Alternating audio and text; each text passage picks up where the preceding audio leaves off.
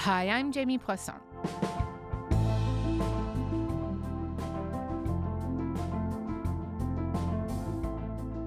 What is the point of Hollywood? I mean, there are two obvious answers, right? To make good stuff that entertains people, and also to make money, both for the big studios and the people who work for them. Those two things don't have to be mutually exclusive. But my guest today lays out an argument that increasingly they have been.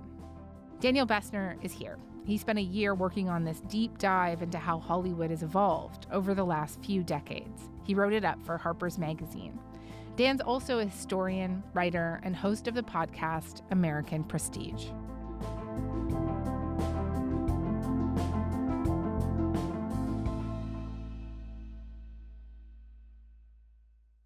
Hi, Daniel. Thanks so much for coming by. Hi, thank you so much for having me.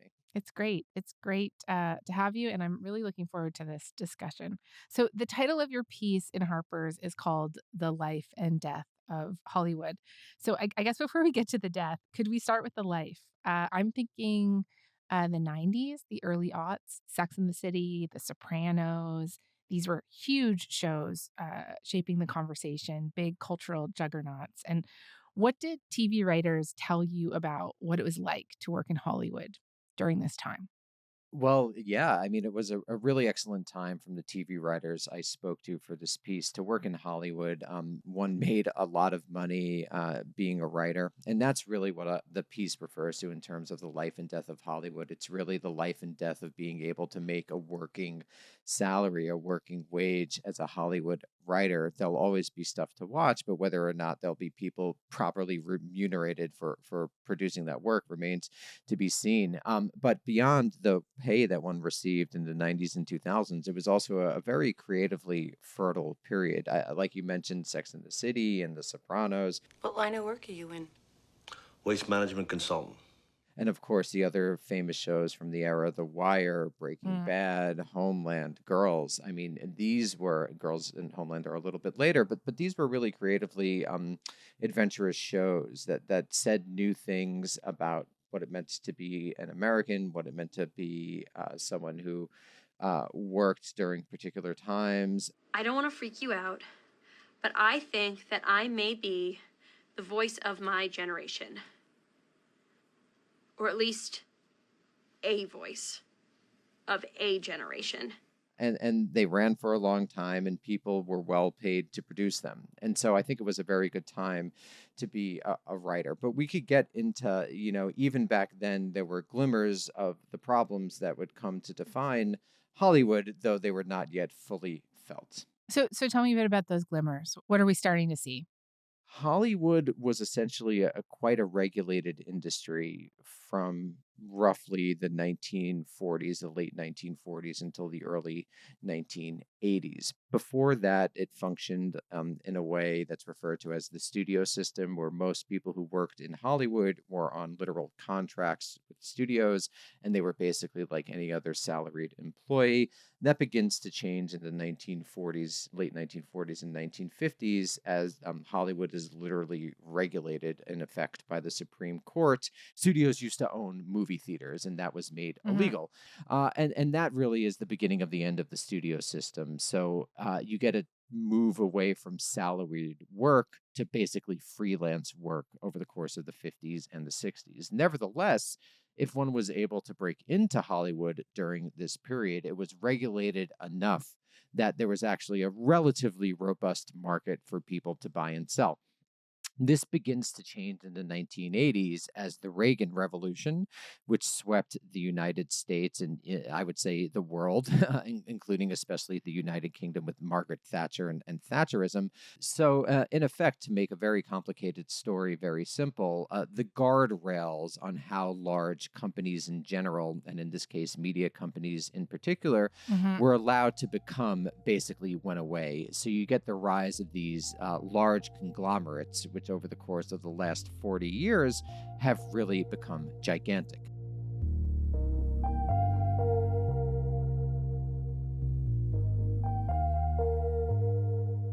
And so take me through when it really starts to change. So like you mentioned in the 90s and early 2000s, there's is still a really great time to be a writer in Hollywood. But when does that scale start to really tip?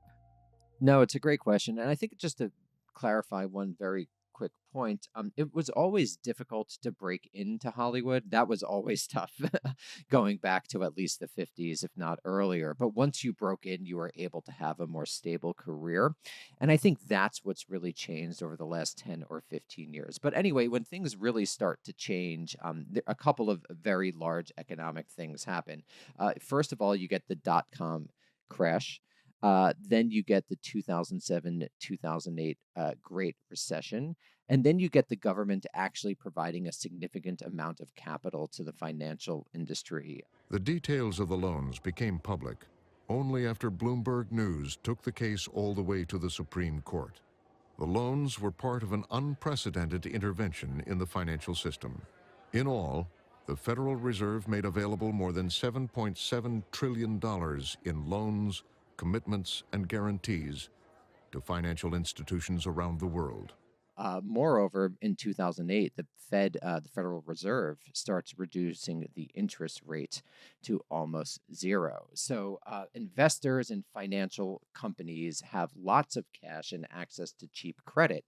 And they're basically looking for new companies to invest in. And I want to highlight in particular two. It's kind of confusing. There's asset management companies, and that's BlackRock, Vanguard, and State Street. Yeah. And they basically manage large numbers of assets. And then there's something different. There's private equity companies, which basically I think have more of a cultural resonance because they're a little bit easier to understand. They kind of buy companies and then strip them for parts and sell them, hopefully for a profit, though not always. And that happened to a lot of journalism and a lot of, this happened to It Toys sure R Us and did. other companies. Yeah. New tonight, the owners of the Chicago Tribune have signed off on a $630 million buyout. Tribune Publishing has agreed to sell to a New York-based hedge fund called Alden Global Capital, a company known for oppressive cost-cutting and eliminating newsroom jobs. And so they basically start to get into Hollywood. And so I think it's very difficult to understand because there's not a one-to-one causal thing happening here, right? It's not like an analyst from BlackRock is ever even standing over the shoulders of a screenwriter or an actor, or in many cases, even an executive, and telling them precisely what to do. But I think the way to understand it is it's a climactic metaphor, right? So we can understand that any single storm might not be linked directly to climate change, but the trend of more and more storms or rising temperatures could be something that's linked to climate change. So that's what essentially starts happening in Hollywood, is that finance, high finance, and financial incentives start entering into the picture. And moreover, with the entry of high finance into Hollywood, you allow gigantic companies to become even bigger. And probably the one that people are most aware of is Disney, which, purchased in the 2000s and 2010s Pixar, Marvel. We're incredibly excited because we're not only combining the great characters and storylines of Marvel with those of Disney, but we're bringing together two groups of talented and dedicated people whose creativity and passion have made their companies successful. Lucasfilm, 21st Century Fox. Yes, for major deal for Disney and 21st Century Fox, as well as consumers. The new combined company will include Fox's movie and TV studios and cable networks, and together the two companies will have 46 million subscribers around the world. Disney was already a fairly large company in the 2000s, and now it's an absolute leviathan. So you get a transformation in Hollywood over the course of the 2000s and 2010s. And one point I just want to end on is that you'll notice in the piece, for people who read it, I don't really talk about individual executives, right? There's no Bob Iger name here. There's no Jeffrey Katzenberg. There's no David Zaslav. And that's because these companies are just doing what unregulated companies are going to do. They're getting bigger, and they're taking more profit for themselves. So it's really the failure of the government here to regulate these sorts of transactions and these sorts of high finance industries at all that I think is mostly to blame. Right. And of course, in recent years, as you mentioned, this is not just an issue that's popped up around Hollywood. We've seen like a big antitrust movement around big tech. Certainly, it's been a discussion around journalism. It's all over the place. I mean, these high finance firms, some of them you're talking about, they own like most of the S&P, right? Or they're invested in a huge amount of the S&P. Yeah, they're the largest shareholders of 88% of the S&P 500. Vanguard, for example, it owned the largest stake as of the end of last year in Disney, Netflix, Comcast, Apple, and Warner Brothers Discovery. And again, the problem is that it's not like Vanguard is telling these companies what to do. But it creates a particular climate where particular incentives to cut costs, to invest less in labor, to take fewer risks are basically established. And so what I wanted to do in the piece, the way I view it, it's kind of like, to unveil the gods that actually run our system.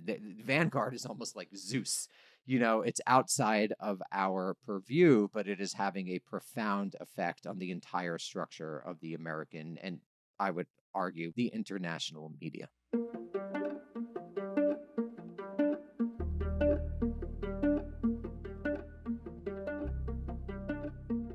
Elaborate on that for me, like just paint a picture for me, give me some examples of how that's actually playing out and how that affects the stuff that you and I are watching, that people are able to consume. What it does above all is that you see a large disinvestment in labor in the industry as a whole, that the idea is to cut costs. There's not much of an interest in maintaining a stable working career, in this case for writers. So I have Howard Rodman, great guy. He wrote on The Idol. He was a former president of the WGA West, talking about how when he first got into the business in the late 1980s and 1990s, studios would develop something like 30 to 40 screenplays to get one. And part of the reason they did that was not because they loved spending money on things that never get made, but because it's part of the creative process, is that you kind of have to throw things at the wall and see what sticks, because there's an alchemy to creativity that is just not quantifiable, that is just not able to be represented on quarterly reports. Now, in terms of the content, I think the story is different in television and film. So in film, I think that the largest phenomenon that you've seen in the last 30 or so years is the rise of intellectual property franchises. Shauna Kidman, who's a wonderful scholar, showed that there was just an explosive growth in franchises. For example, according to Kidman, franchise movies accounted for around 25% of all studios' wide release features in the year 2000. And then in 2017, franchises accounted for more than 64%. So you can see it's an almost trebling in 17 years. Is Marvel like 80% of that?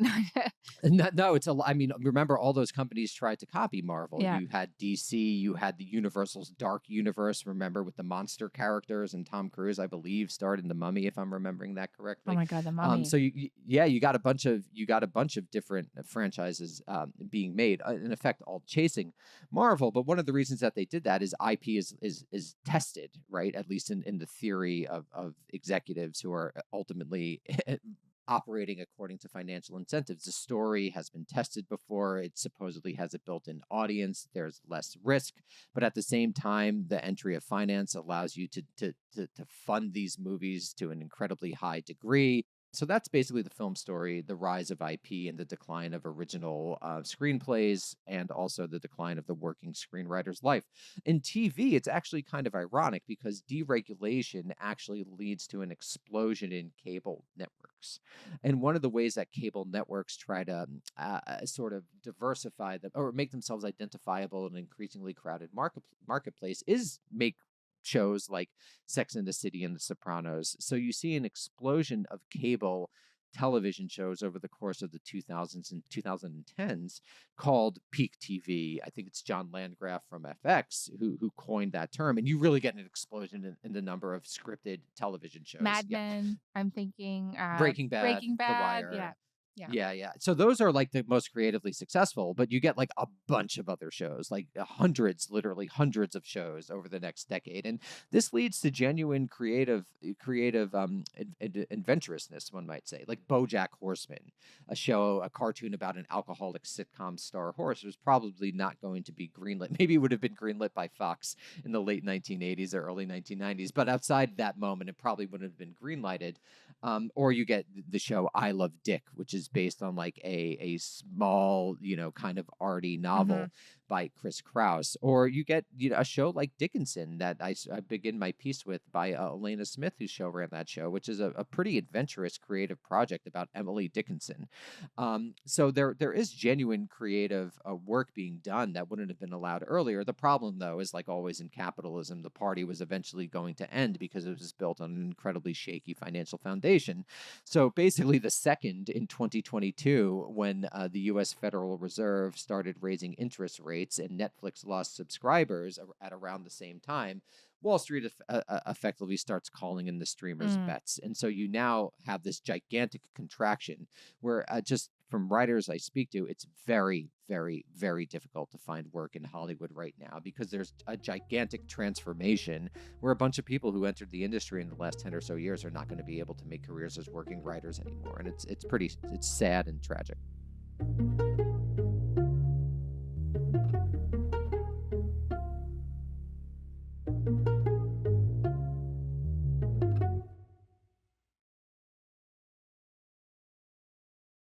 Another observation I took from your piece that was really interesting and I didn't know is this kind of risk that creators and writers have to take on themselves now, which they didn't before. And so just elaborate on that for me. Now, Hollywood has always been gig work since about roughly the 50s and the 60s, but it was a small enough town and a stable and regulated enough industry that if you were somehow able to break in, which was always difficult, you could basically count on having a relatively stable career, at least for a few years. Not always, but much more so. Today, that's virtually impossible. And I want to talk about the breaking in for a moment, because as we all know, with inflation and everything else, most importantly, rents and home prices just skyrocketing over the last two generations, it's just much more expensive to be a person, let alone to live in a very expensive city like Los Angeles, where the entertainment industry is headquartered. So the only people who are going to be able to do that are people who come from money, in effect. So you get an increasing number of, for lack of a better term, rich kids going into the business. And you see this with the rise of Nepo baby discourse and all that stuff. One person I spoke to for the piece actually said, the Nepo baby discourse is misleading. Sure, that happens, but the problem is, the real issue is that they're all rich. So they're all able to spend their 20s or even into their 30s acting, writing, directing for no money or funded by their parents or their trust funds. So you get basically the class stratification of Hollywood, which wasn't always true. Hollywood famously was more of a working class industry. It invited people in from across the class spectrum, and that is increasingly not happening.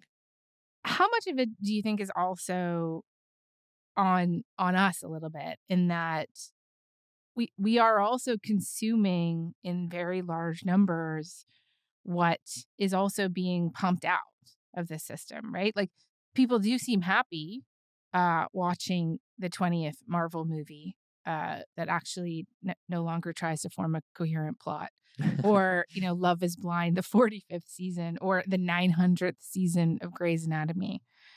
And how does that play into all of this?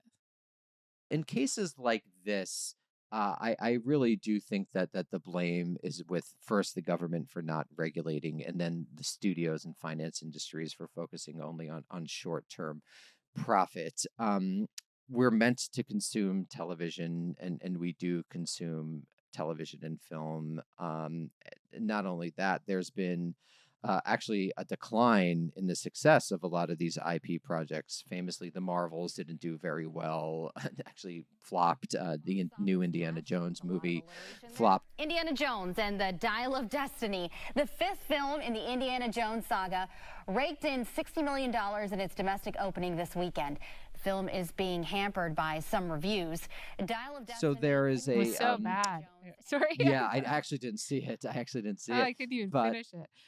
yeah, so they're not. So people aren't just going to watch crap forever, and I think that is beginning to change. But you also see something like Barbie, which is basically as intellectual property, quote unquote, like literally based on one of the consumptive goods of post-war America, and people seem to really love that movie, probably because Greta Gerwig and Noah Baumbach, the writers, and Greta Gerwig, the director, were given a lot of creative freedom. So you might see something along those lines that people are still going to be making IP or consumers products, but given some degree of creative freedom. I think that remains to be seen how structural that change is going to be. Personally, I have my doubts. Mm-hmm. And just not to end this conversation on too much of a depressing note, like there is good stuff out there, right? That's being Absolutely. made. I just finished The Bear. It was a delight. Abbott Elementary is, I think a really good show on TV right now. Yeah, I think people should check out Blue Eye Samurai on Netflix. I think that's one of the best shows I've seen in a really long time. There's great stuff being made. Yeah, but I guess the point that you're trying to make here is that these are the exception, right? Not the rule. There's more to be done on content because most artistic products are not good, or at least, most things aren't The Sopranos, let's just say, to say the least. So the degree to which financialization transformed content, I think the argument would be made that it basically got rid of the system that allowed writers, particularly in television, to learn their craft over time and prepare to become showrunners. So people without experience were required to run shows in a way that they weren't necessarily ready to do. And this was both very professionally and personally taxing, but also creatively taxing. I hope to explore the issue of how financialization actually shaped content going forward, but right now I have glimmers, and my basic guess is that the undermining of the structure undermined the content as well. Thank you so much, Daniel. This is great. It was really nice to talk to you. Thank you so much for coming by. Thank you so much for having me. I really appreciate it.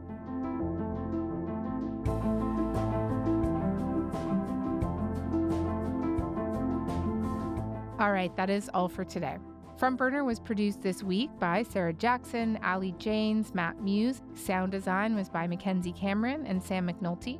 Music is by Joseph Shabison. Our senior producer is Elaine Chow. Our executive producer is Nick McCabe-Locos. I'm Jamie Poisson. Thanks so much for listening, and we'll talk to you next week.